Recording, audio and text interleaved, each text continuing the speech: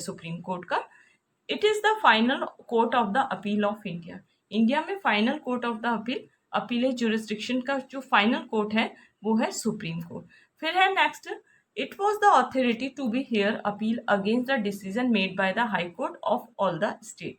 It mean state में जितने भी हाई कोर्ट हैं, अगर उन स्टेट्स में डिसीजन पूरी तरह से, हाई कोर्ट में कोई डिसीजन पूरी तरह से फुलफिल नहीं हुआ है, इट मीन्स प्रॉपर वे में डिसीजन नहीं लिया गया हाई कोर्ट में, तो सुप्रीम कोर्ट में जाके अपील की जा सकती है पर्सन के थ्रू।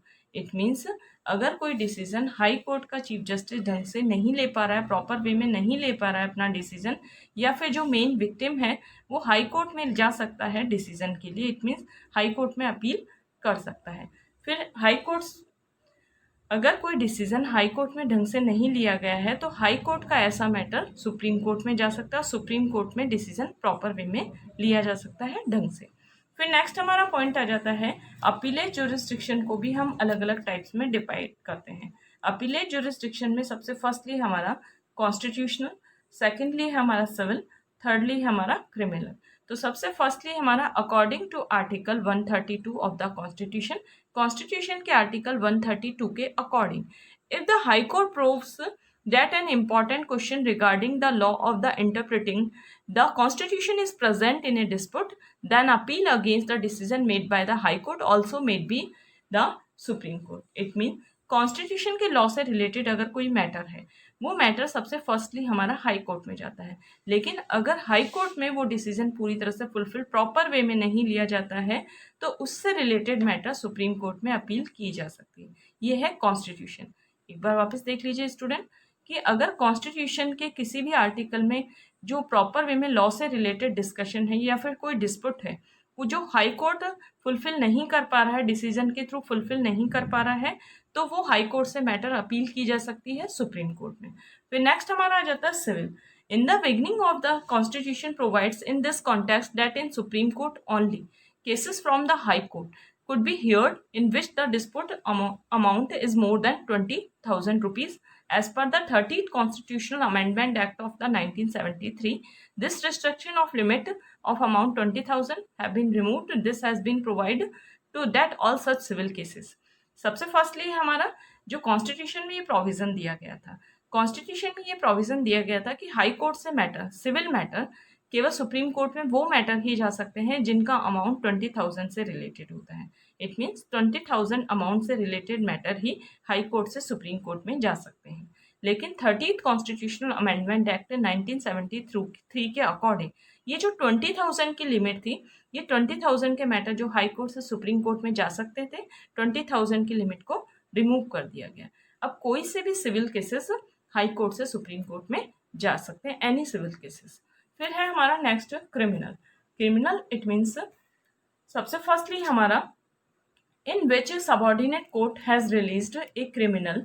इट मीन्स अगर कोई सबऑर्डिनेट ऐसे मैटर, क्रिमिनल मैटर जो केवल हाई कोर्ट से सुप्रीम कोर्ट में जा सकते हैं, कौन से मैटर है? सबसे फर्स्टली है in which a subordinate court has released criminal.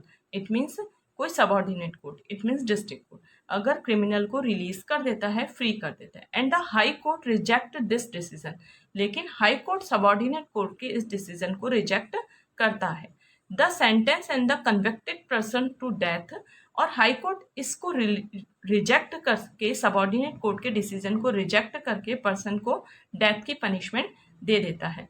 या फिर in which the high court a case of a subordinate court and the sentence and the convicted person in death, or if the high court proves that a case is the liable to be heard by the supreme court, या फिर high court ये proof कर दे कि ऐसे matter जो criminal cases से matter हैं वो केवल सुप्रीम कोर्ट के हियर के लिए ही है, लाइबल है। इट मीन्स इन मैटर्स को केवल सुप्रीम कोर्ट ही डिसीजन दे सकता है अगर हाई कोर्ट ये प्रूफ कर दे क्रिमिनल केसेस से रिलेटेड मैटर पे, तो ऐसे मैटर केवल सुप्रीम कोर्ट ही हियर कर सकता है। फिर नेक्स्ट हमारा पॉइंट आ जाता है power to give special order for appeal. It means supreme court को ये पावर दी गई है कि वो स्पेशल ऑर्डर डिक्लेयर कर सकता है अपील के लिए। इट मीन्स कोई सा भी केस अपने सबऑर्डिनेट कोर्ट से मंगवा सकता है, अपने पास डिसीजन दे सकता है। फिर नेक्स्ट हमारा पॉइंट आ जाता है एडवाइजरी जुरिस्डिक्शन। एडवाइजरी जुरिस्डिक्शन में हमारा सबसे फर्स्टली है हमारा the constitution has also given advisory jurisdiction to the supreme court. It means supreme court एक एडवाइस के फॉर्म में एडवाइस दे सकता है प्रेसिडेंट को। सबसे फर्स्टली हमारा अकॉर्डिंग टू आर्टिकल 143, आर्टिकल 143 के according, if the president feels at some time that such a judicial and the factual question of public importance has risen, then it can take advice from the Supreme Court regarding the question. It means president अगर ये feel करे कि कोई matter है जो judicial से related matter है, it mean judicial importance का है, या फिर फैक्चुअल क्वेश्चन, इट मीन्स कोई मैटर जो जुडिशियली से रिलेटेड है, इट मीन जुडिशियल मैटर है जो पब्लिक इंपॉर्टेंस का है, तो वो मैटर केवल सुप्रीम कोर्ट से एडवाइस लेके प्रेसिडेंट कर सकता है उन मैटर को सॉल्व। एक बार वापस देख लीजिए स्टूडेंट, आर्टिकल 143 के अकॉर्डिंग जुडिशियल टॉपिक से रिलेटेड अगर प्रेसिडेंट ये चाहे, ये फील करे कि इस मैटर से रिलेटेड उसे सुप्रीम कोर्ट से डिसीजन लेना है, सुप्रीम कोर्ट से एडवाइस लेनी है जो मैटर पब्लिक इंपॉर्टेंस के हैं, तो प्रेसिडेंट ऐसे मैटर से रिलेटेड एडवाइस ले सकता है सुप्रीम कोर्ट से। अब नेक्स्ट हमारा टॉपिक आ जाता है court of record. Court of record में सबसे फर्स्टली हम स्टडी करेंगे article 129 provides the Supreme Court the status of the court of record। Article 129 के अकॉर्डिंग सुप्रीम कोर्ट को कॉन्स्टिट्यूशन ने प्रोवाइड किया है कोर्ट ऑफ रिकॉर्ड का एक स्टेटस दिया है। इसमें 2 इम्प्लीकेशंस है जो कोर्ट ऑफ रिकॉर्ड के अकॉर्डिंग इम्प्लीमेंट किए जा सकते हैं। फर्स्टली है कोर्ट ऑफ रिकॉर्ड का जो पूरा राइट होता है वो सुप्रीम कोर्ट का होता है। फर्स्ट है हमारा the decision of this court will be prove everywhere. It means supreme court अगर डिसीजन देता है तो सुप्रीम कोर्ट से रिलेटेड डिसीजन पूरी जगह वैलिड होता है। In case of they are present in any court, no question regarding authenticity will be voiced, and secondly this court punish anyone charging with him the centre court. It means सबसे firstly है जो supreme court का decision होता है वो हर जगह valid होता है, इट मीन्स हर प्लेस पे वैलिड होता है। और सेकेंडली है हमारा कि अगर सुप्रीम कोर्ट का डिसीजन अगर किसी सबऑर्डिनेट कोर्ट में जाता है तो सबऑर्डिनेट कोर्ट में उस डिसीजन पे कोई क्वेश्चन मार्क नहीं लगा सकता, इट मीन्स उसकी ऑथेंटिसिटी पे कोई क्वेश्चन मार्क नहीं लगा सकता। और सुप्रीम कोर्ट का दिया गया ये डिसीजन हर जगह वैलिड होता है एज ए एविडेंस की फॉर्म में। फिर नेक्स्ट हमारा टॉपिक आ जाता है protector of the fundamental right.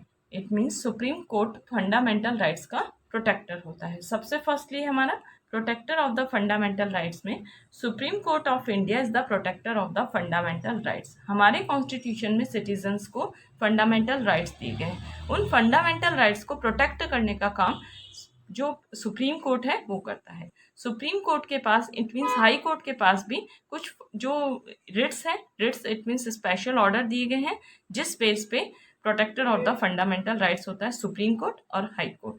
ये रिट्स है हमारा habeas corpus, mandamus, prohibition, quo warranto and the certiorari. इन डिसीजन के बेस पे वो डिसीजन लेता है। फिर नेक्स्ट हमारा पॉइंट आ जाता है guardian of the constitution. It means power of judicial review. सबसे फर्स्टली है article 131, article 132 gives the Supreme Court the authority to review the laws formed by the union and the state government। It means article 131 और article 132 के according अगर union government या फिर state government कोई law बनाती है लेकिन वो लॉ किसके अगेंस्ट होता है, लेकिन वो लॉ कॉन्स्टिट्यूशन के किसी आर्टिकल को वायलेट करता है, इट मीन्स किसी आर्टिकल को